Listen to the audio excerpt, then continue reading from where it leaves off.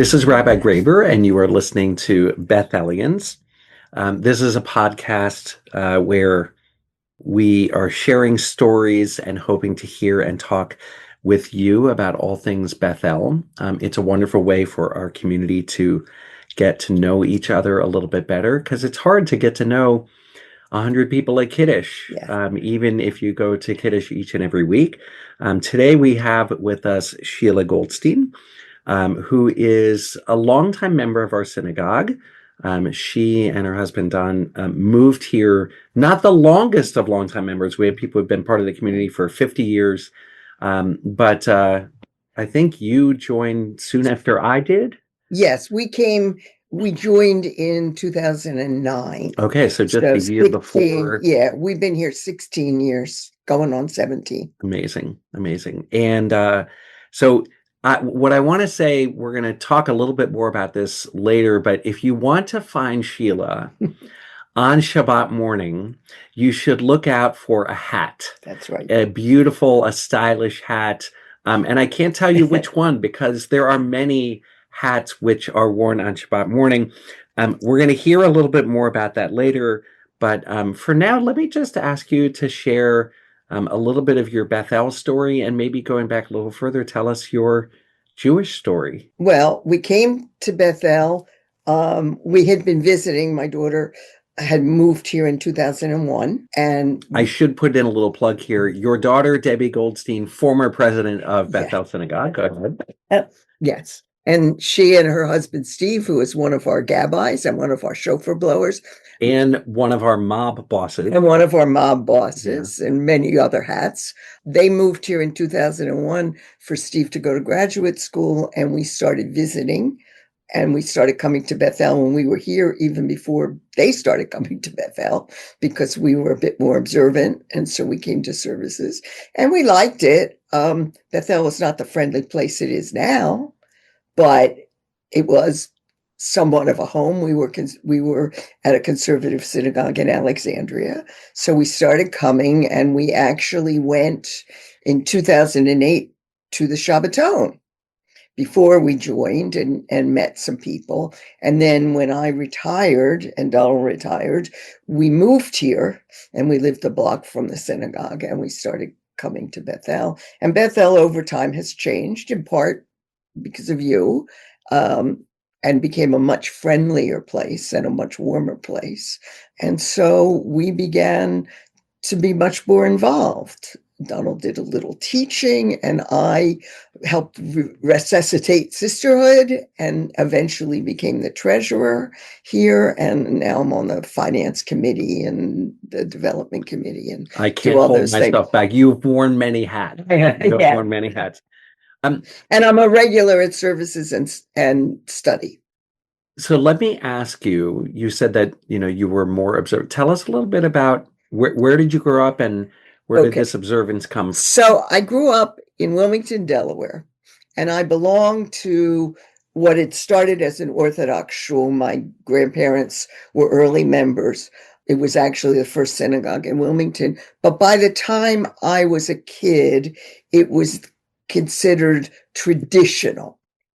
Women sat together. We still used an Orthodox prayer book. We still had an Orthodox rabbi, but it was a little bit looser. And so and we kept kosher. My grandmother lived with us, so we kept kosher mainly for her. But I grew up at a time where you went to services for all the holidays.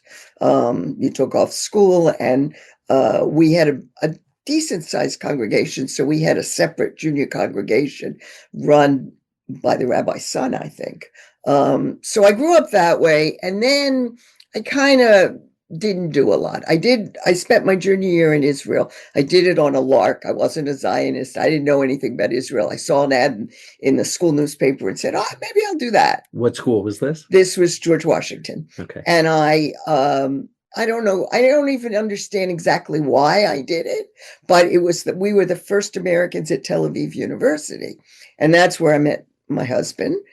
Donald was also there from California, and we were engaged before we left. Then we moved to Boston, where he went to graduate school and got involved more with Hillel because they had a lot of nice programs. So we did that, but we were never the least bit observant, and I went to services. And so what brought you, What brought us to where we are? What brought you back? Right. I didn't, I say with my son, your son, my younger. Yes. Okay. So both of my children were very involved with USY. They both went to Ramah in New England, but Debbie wasn't quite as involved and stopped going. Ari went all the way through, but they both went on USY to Poland and Israel. And when Ari came back, he went between his sophomore and junior year. And he came back Orthodox, and he was going to go in the army, and he was going to do all that. And we said, he got off the plane and said, I'm Orthodox. I'm going to go. I'm going to make Aliyah. I'm going to be in the army. And I said, can we stop for lunch first? And we had a new rabbi at our synagogue, and who had a son, my son's age. And in order to keep up with him and not have him go to Chabad and stay there, because the Chabad was down the corner, down the street, and they were very interested in this kid. I started going to services with him, and I said, I'll go with you as long as you stay here at Olam Tikva, which was our synagogue at the time. And so we went, and Donald, who was really an agnostic, decided he would go with him to class. And the rabbi was having a class, and my husband discovered Maimonides in this class. And that was it. He really became a Maimonides scholar and really got into it. I koshered the house because I didn't want Ari to eat separately. We had done that for Debbie when she was on USY board. Back then, you had to keep kosher and you had to keep the holidays. They don't do that anymore. But we didn't kosher the house. We just made her separate food. I knew that wasn't going to work. So we koshered the house. We also became very friendly with the rabbi and his family. And slowly we began to be observant. And we left that synagogue and moved to Alexandria. And we could walk to synagogue, but it was far when we lived in Fairfax. But when we moved to Alexandria, we moved within 3 blocks, and we became quite observant, and we had a little Havarah that was also observant. It was a study group, but it became our family. So when we came here, we were already observant, so we bought a house a block away and continued for quite a long time. And you lived very close to the rabbi. And we lived around the corner from the rabbi. Just around the corner. And my daughter found your house. And your daughter, I had an entire year when I had accepted the position, but had a fellowship in Israel, Right. and the entire congregation was out there looking for a house within walking distance, and Debbie amazingly found our house. And so it's really a story of, of not only sort of making sure that your own son felt comfortable in your own home, but also, following his lead and finding something for yourself. Yes. Right. Yes. I want to go back to, you talked about Don of blessed memory being an agnostic and sort of this interim period. I'm going to ask you some questions, but I would like to encourage you not to answer them if the choice is between answering them, but knowing that you'd have to kill me. So you and Don were both in the CIA. Right. You were both for in this much shorter time. He for a much shorter time, and you for a much longer time. Yes. So, I guess I'm not sure what my question is, except just tell us what you can, right, of what you did in the CIA. So I was on the analytics side. I was not on the spy side. So my job was pretty open. I mean, obviously there are some things I can't talk about, some things I did, but I can talk about most of what I did. I basically did analysis. We wrote about whatever the politics of the place we worked on were for the president and senior executives in the government. I worked on sub-Saharan Africa for 18 years, and I was the assistant national intelligence officer for Africa for 3 years. That was a job over the entire intelligence community, representing the intelligence community. And I met I briefed a lot of congressmen and senators. I once briefed Teddy Kennedy. That was really exciting. I met lots of people. The first important person I met was Shirley Temple Black. Well, she had been once upon a time, I think under Nixon, she had been the ambassador to Ghana. Okay. And I was the Ghana analyst right after they had a coup. And she wanted to talk to me. And of course, my big boss thought he was going to talk to her. And she said, no, I want to talk to the analyst. She was there for some conference. And so I met her because she wanted to tell me some things from expats that she knew. So that was really fun. And I met lots of people like that. But I worked on some pretty serious crises. I worked on Somalia. I was the national intelligence assistant national intelligence officer during Somalia. And I think I was acting head because I didn't have a boss yet. And on Rwanda, on the genocide, which was fascinating. So I did Africa, and I was kind of the queen of the coups because there were so many coups on my watch. I spent one New Year's Eve, I think 1981, in the office because 8 drunk Ghanaian officers decided to overthrow the government. So I was there for hours and days and days. And I also, and after 18 years, I went and worked on counterintelligence. I didn't do analysis. I was the executive officer, and then I was the research director for that office. Amazing. But I did a lot of things like that. Any favorite stories?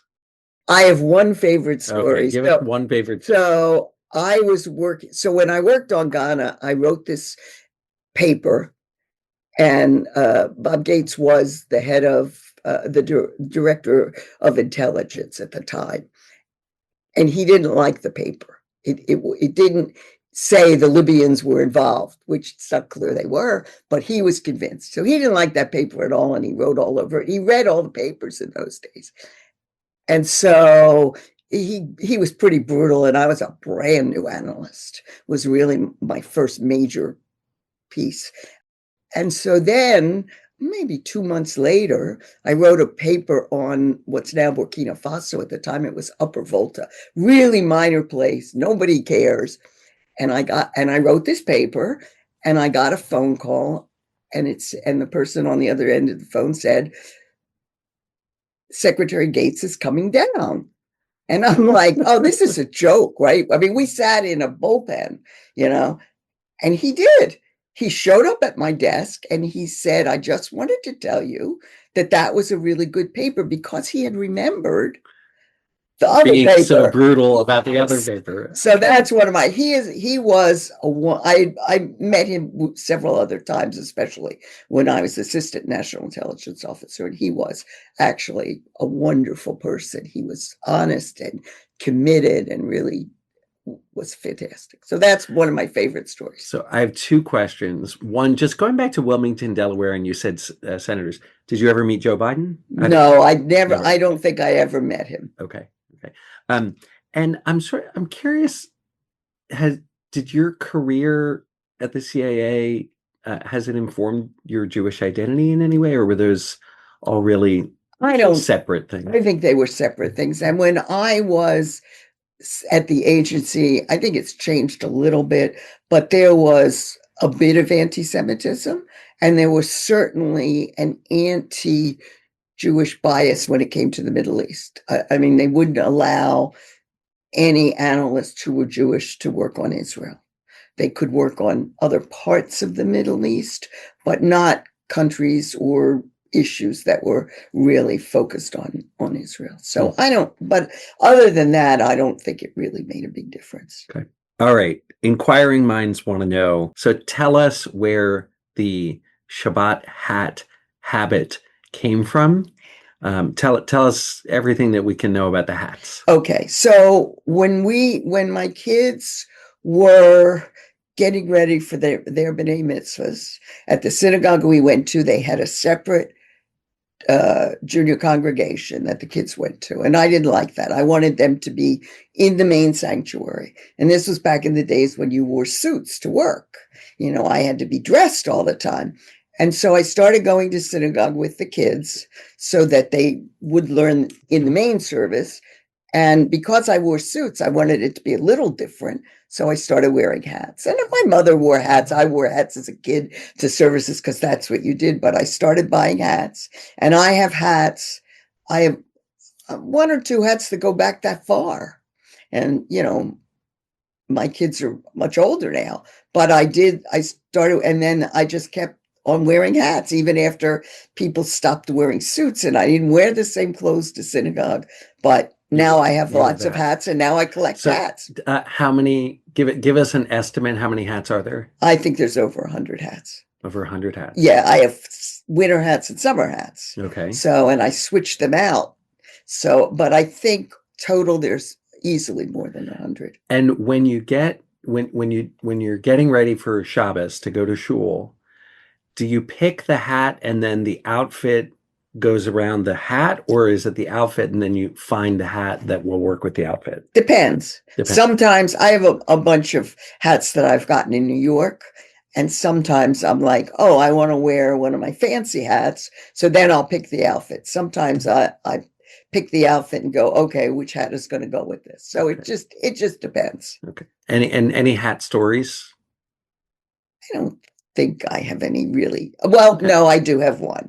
I have a yellow hat, which my former rabbi called my Dick Tracy hat for some reason, because it's a rakish angle and whatever. But it belonged to a woman who belonged to the same synagogue. She had two daughters, and she wore that hat. And when she passed away, she was in her very late 80s. Her daughters asked three of us who wore hats to come over and go through her closet and pick what we wanted. And I actually took 3 hats. I think I only have this one left. But I wear that yellow hat, which is more than 100 years old at this point, and think of her every time I wear it. Amazing. Yes. Amazing. And will Debbie and Hannah inherit the hats? Yes, but I assume they won't keep them. I don't, you don't know, you never know, but neither of them are interested in hats at the moment. So let me finish a couple of questions. Favorite Jewish holiday? I think the high holidays are my favorite. What do you love about them? I love cooking, and now Hannah does all my baking. So Hannah comes over to do the baking. Hannah's my granddaughter, and she's great at that. So I love that. And I just like the food. I like services. I love Rosh Hashanah and Yom Kippur for the tunes and all of that. And I love the shofar blowing. And I don't like Passover. So, well, because I had to do all the cooking and the cleaning and all of that. And so, but I think I really like. Favorite mitzvah? If you had to say, maybe it's Shabbos candles, maybe it's tzedakah, maybe it's, what sort of a mitzvah where you say, I'm in my element here? I think probably tzedakah.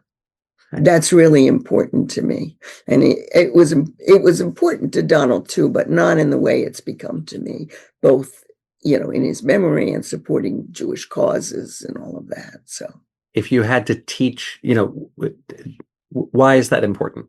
It's important. Where does that come from for you, and why is it important for people to? I think it comes from making sure that our institutions are there for the future.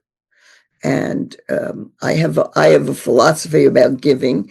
I give mainly to Jewish organizations. I do give a little bit to others, but I figure nobody's going to give to Jewish organizations but us. And so it's important for us to support these organizations for the future more than any others. And so that's really my philosophy. And now that I can afford to do that, my kids are grown and are on their own. I don't have to worry about anybody but me. It's important to pay it forward. Amazing. And favorite Bethel moment or memory? Probably moving back into the building, the march back from Trinity and opening the building again. Because it was a return home. It was a return home, and it was a major accomplishment, and it was wonderful. And of course, my grandson was the second bar mitzvah in the new in the new building. So all of those things, and Debbie was president during that time. So it was really important. But the building was just so welcoming when we came back to after the renovation, and I really love it here. Well, we love having you here. Thank you. I do like to always say when we talk about the building, I don't know how many synagogues or other nonprofit organizations can say that our building was on time and on budget. Right. And in a couple of weeks, we're going to gather on February 14th, Valentine's Day. We're doing our own Valentine's Day dance, the prom, and we are going to burn the mortgage, as it were, as we have finished paying off the mortgage, even a bit ahead of schedule. Right. How many places can do that? And so we should feel a sense of accomplishment. But again, as you said, the thing that is most important is the welcoming and the sense of home. Right. And you have made this place your home, and we're grateful you're here. If you need to find Sheila Goldstein, again, come on a Shabbos morning and look for a wonderful hat.